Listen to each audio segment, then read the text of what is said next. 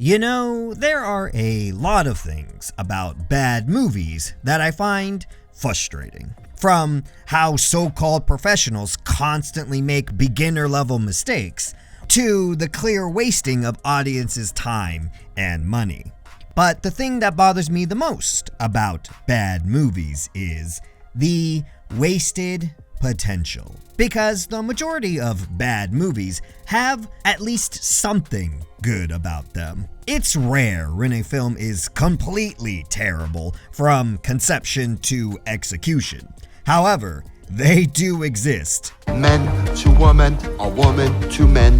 Man to woman. From penis to vagina. And sometimes they even get nominated for 13 Oscars. Good God. At this point, the Academy Awards have as much credibility and value as your mom thinking you're handsome. My mom thinks they're good. My point is, most bad movies at least have a good premise, or interesting themes, or a creative visual technique, and just fail to create a good film. And such is the case with A24's new film, The Legend of Ochi. You remember that film that got harassed for using AI art because the majority of people online are too stupid to tell the difference between artificially generated images and real life. On a side note, I'm actually a rich Arabian prince who wants to give you millions. All you have to do is send me all your money in the form of Target gift cards. This is a joke, and yes, I literally have to include this bit because all of you are so dumb I could actually get in trouble due to your stupidity. It's a magical world we live in. Anyways, The Legend of Ochi is a classic storyline of outcast kid finds strange creature, kid helps creature get back home, and grows as a person in the process. You know, it's a classic and it's always a family fun time. And yet, somehow, even with this tried and true storyline template, The Legend of Ochi failed to write a cohesive narrative. To say this story has some plot holes would be an understatement.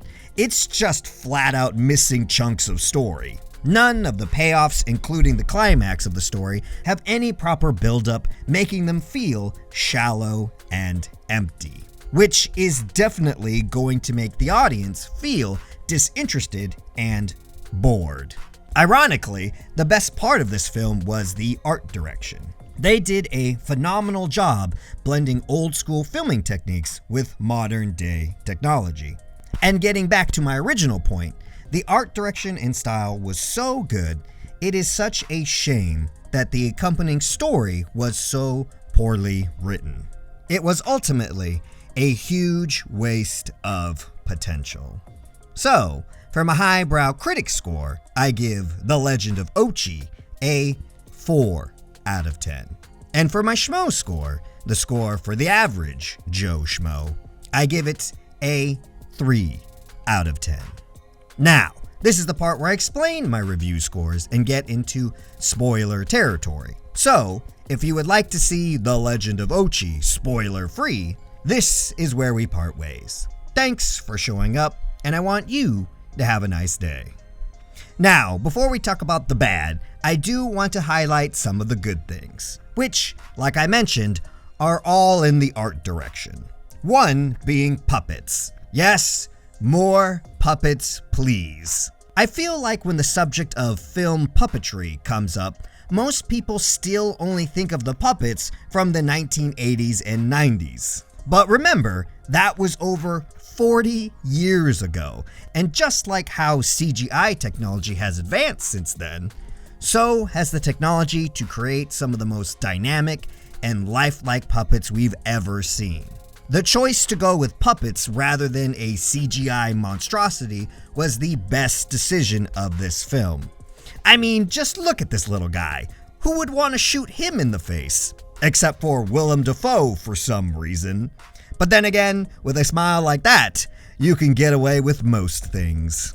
Another interesting thing this movie did creatively was the use of camera focal lengths to make live action shots look like miniatures. It's a technique sometimes called tilt shifting, but it does exactly what I said. Makes live action video look like miniatures. And in this film, they didn't go full miniature by speeding up the footage or lowering the frame rate, but it was a really cool effect used to make the world feel more mysterious and unique. It seems like in every instance they made the concerted effort to make this film look as visually interesting as possible. I mean, the world building in this film was so colorful and engaging. There was so much detail and creativity. I just wish they had poured even half of that attention to detail in the writing of the story. But they didn't. Alright, let's talk about the bad. Now, there are a myriad of problems with this movie, ranging from flat out not being able to understand the characters when they're speaking. We are speaking English, right? Also, side note, while watching this movie, the whole time I thought the main character was supposed to be autistic because she doesn't talk much, and when she does, it's caveman speak. But now, looking back, I don't think she was.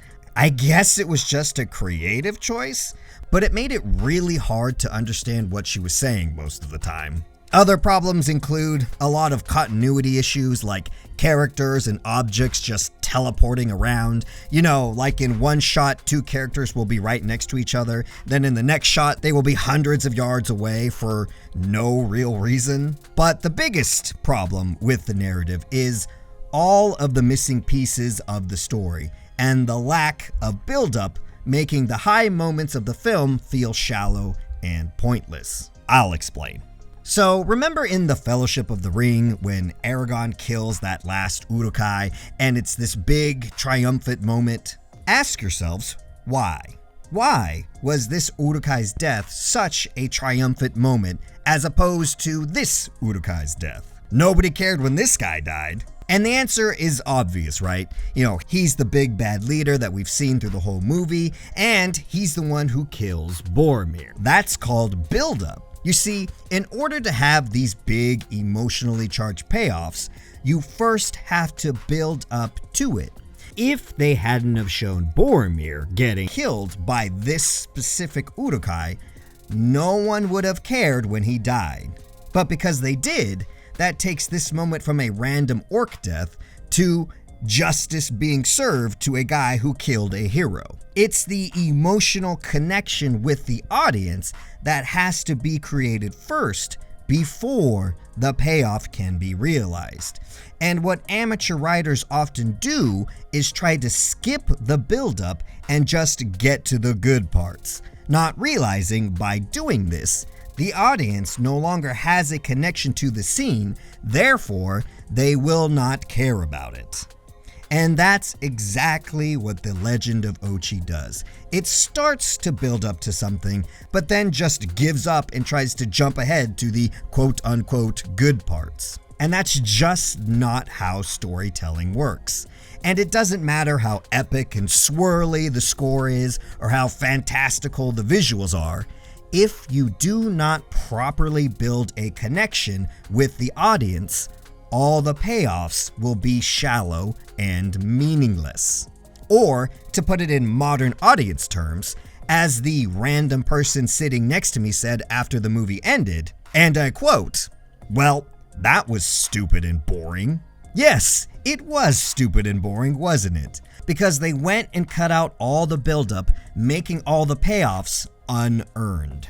Which not only made the payoffs meaningless and cringy, but it also completely destroyed the narrative. I mean, the level of mental gymnastics one would have to do to try and get this film to make sense is way too much to ask. Plus, the audience shouldn't have to do that in the first place. That's not what I paid for. You know, the audience paid for a completed narrative, not parts of one. Ugh. And it's all just such a disappointment. Because again, the visuals were so good. I wish they could have been paired with a competent narrative. But that's just the way it is. I obviously don't really recommend this one because most likely you'll find it visually interesting, but boring. Anyways, thanks for being here. I appreciate you, and I'll catch you at the next one.